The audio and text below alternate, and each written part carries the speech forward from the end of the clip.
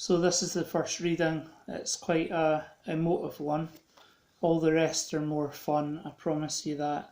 So I was quite far into the extensive recruitment process for a banking job dealing with VIP customers. This was about a 10-step recruitment process, but things seemed to be going very well with it. Out of fairness to my current employer, I wouldn't want to accept a promotion which had been offered, then just leave. Having worked about 15 years in energy, I also felt a total industry change was due.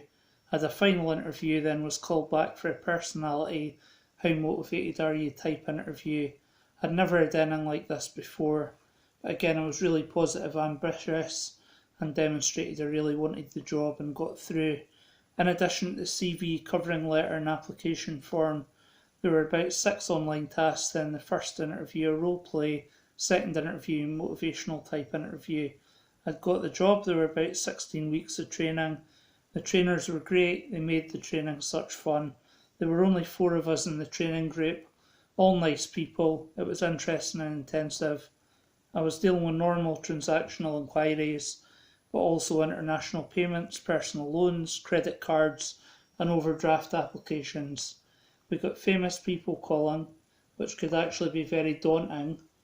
During my training, where the time would be split between a few weeks in the classroom and a few weeks in the academy, taking calls in a heavily supported environment, I made a mistake during the customer identification process.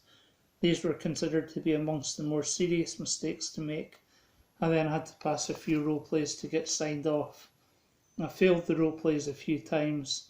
I actually started to cry in the workplace and said that I thought I was dyslexic. I never wanted to have this conversation as I felt I didn't want to know. I'd already got through 20 years in the workplace. I felt trapped.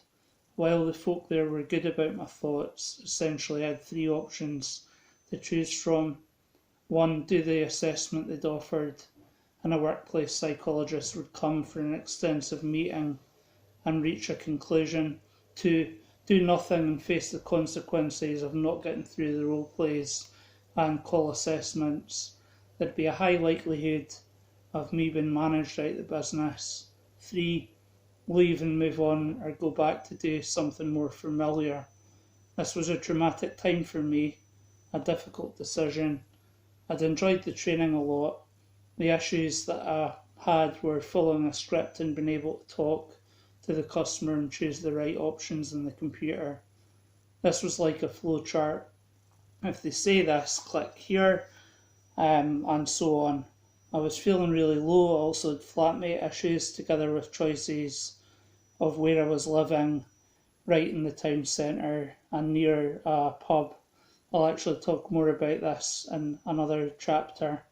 My car had also been recently trashed, and my flatmate also had a motorbike trashed. And this incident made me feel I had to move away as well, so there was a lot going on, and my ability to relax and sleep was becoming a bigger issue. Anyway, I decided I would go through with the psychological assessment. I had an extensive meeting at work, some paperwork was documented, and the arrangements were made quickly. The assessment was to be about 4 hours long with a short break.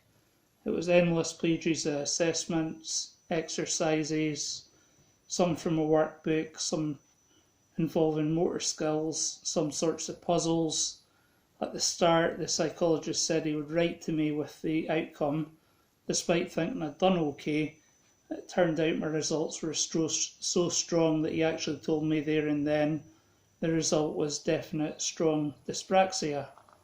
Prior to the report arriving back, me and my mum went through the symptoms of dyspraxia.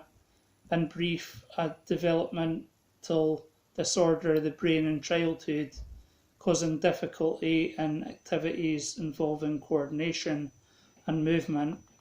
The information I found went on to mention difficulties such as an inability to ride a bike, clumsiness in walking, an inability to do household chores, difficulty in concentration, nervousness in crowds, and social awkwardness, which really did describe all the things that I was aware of myself. So that is the first of the readings. I hope you enjoy this and that it's maybe relevant to you. There will be other readings more light than this. This is the only really heavy one. But thanks very much and all the best, and stay safe whatever you do.